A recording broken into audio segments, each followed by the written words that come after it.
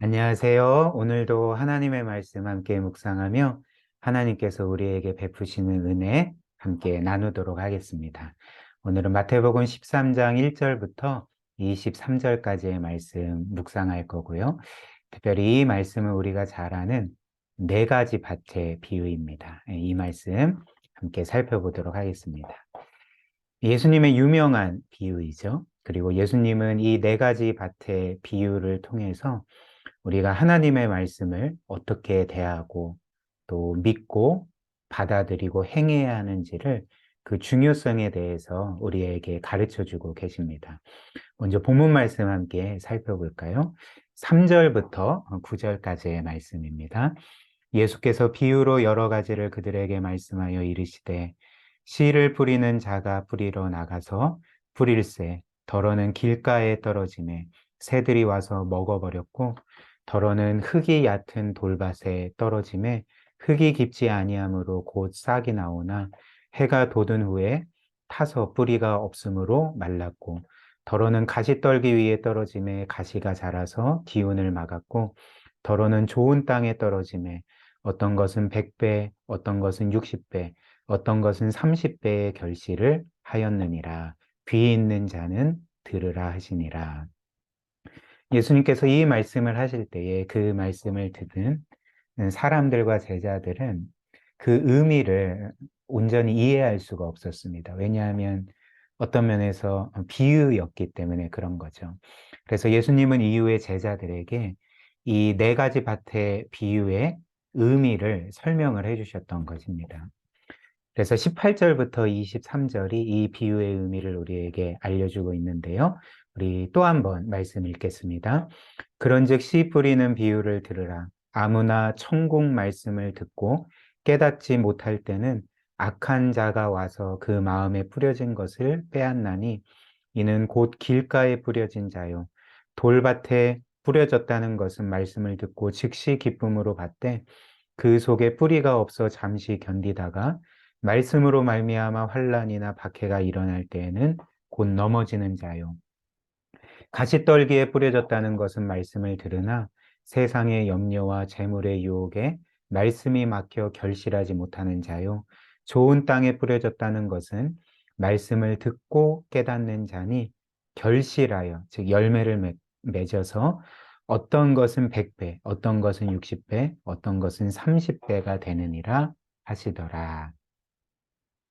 그래서 예수님의 말씀을 한번 정리를 해볼까요? 이 비유에서 씨 뿌리는 자는 하나님의 말씀을 전하는 사람입니다. 그리고 씨는 당연히 하나님의 말씀이겠죠.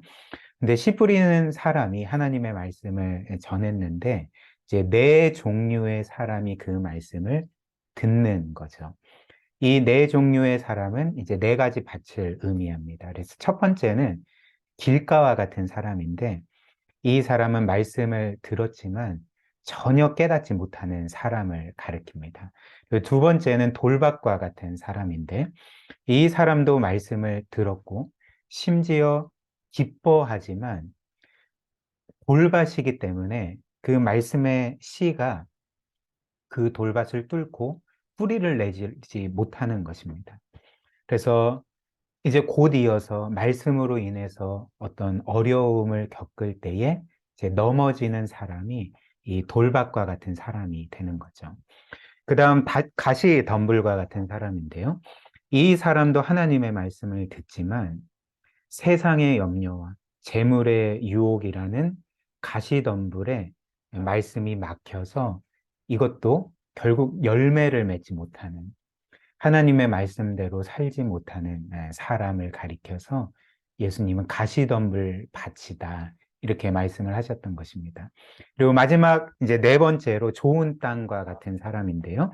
이 사람은 하나님의 말씀을 듣고 기뻐하고 깨닫고 굳게 믿고 그래서 그 씨가 잎이 뿌리를 내려서 이제 이 사람은 그 말씀을 행하며 그 말씀대로 살면서 이제 30배, 60배, 100배의 그 하나님을 기쁘시게 하는 열매를 맺는다. 이런 사람이 바로 이제 좋은 밭과 같은 사람이다.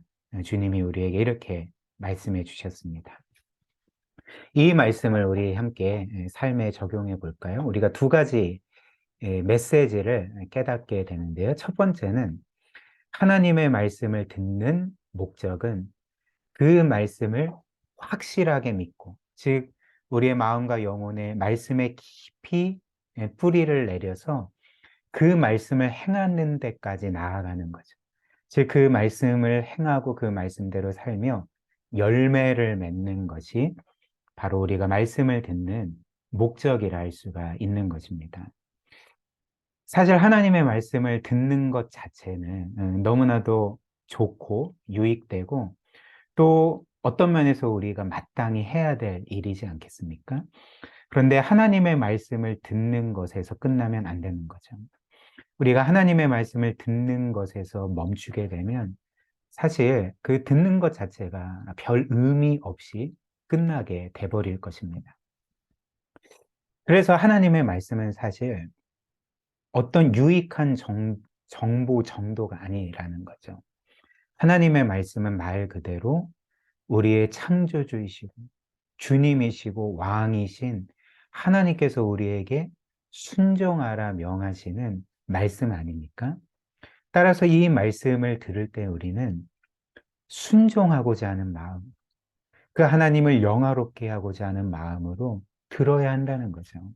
그래서 그 말씀을 들을 뿐만 아니라 그 말씀을 우리의 마음에 깊이 아로새기고 확실하게 믿는, 즉, 그 말씀이 우리의 심령에 깊이 뿌리를 내리게 하고 이제 더 나아가서 그 하나님의 말씀에 순종하여 그 말씀대로 행하는 삶을 살아야 한다는 것입니다. 이것이 바로 열매 맺는 삶이라 할 수가 있는 거죠.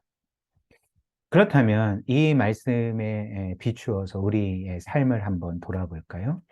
우리는 오늘 말씀처럼 하나님의 모든 말씀을 들을 때에 그 말씀을 하나님의 권위의 말씀으로, 창조주께서 피조물인 우리에게 명하시는 말씀으로 듣고 있습니까?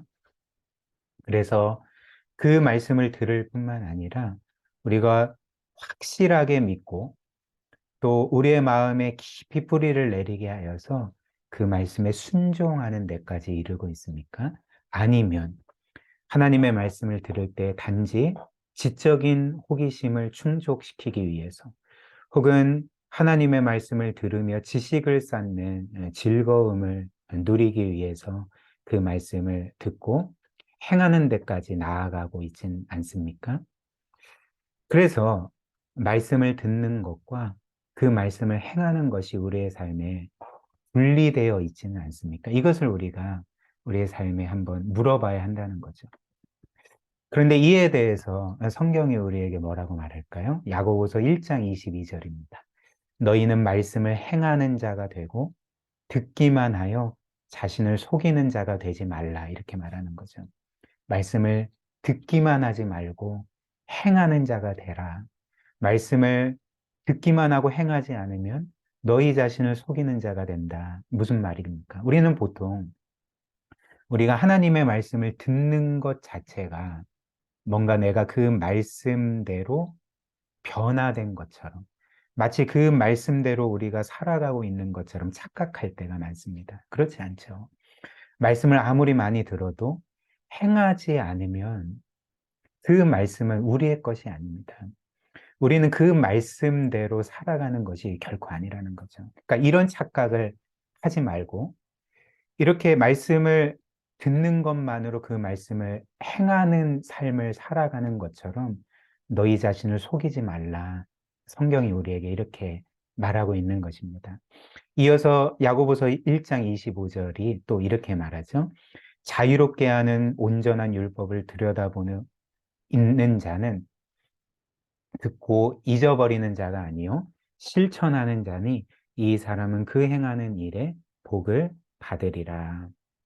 하나님의 말씀을 듣는 자가 진정으로 복된 자가 아니라 그 말씀을 행하는 자가 진정으로 복된 자다. 우리에게 이렇게 말하고 있는 것입니다.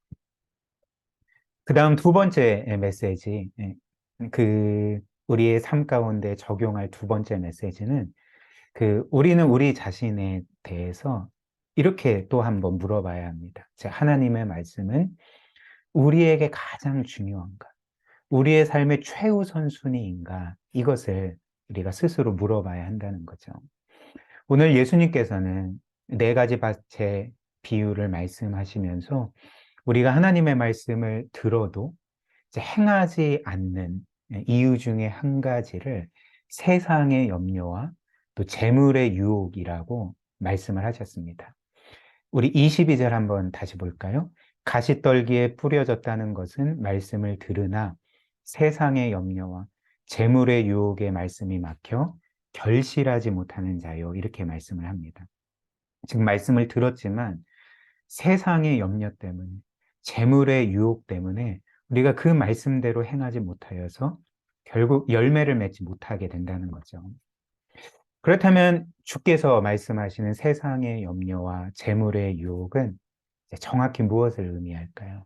쉽게 말하면 이 세상의 염려와 재물의 유혹은 우리가 이 세상의 것들을 하나님보다 더 중요하게 여기는 것, 하나님보다 더 최우선순위로 여기는 것을 가리켜서 이제 세상의 염려와 재물의 유혹이라고 우리가 이해할 수가 있는 것입니다.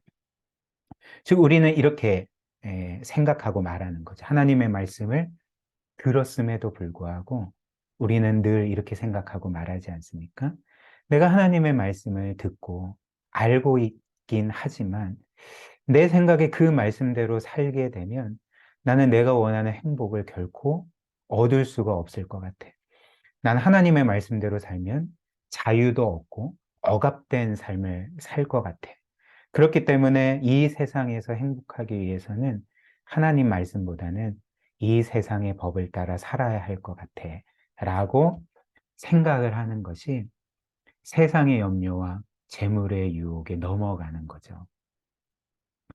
그러나 그렇지 않습니다. 하나님의 말씀은 뭔가 하나님께서 우리를 억압하시기 위해서, 우리를 옥죄시기 위해서, 우리의 모든 자유를 빼앗으시기 위해서, 그래서 결국 우리를 불행하게 만드시기 위해서 명하시는 말씀이 아니라는 거죠.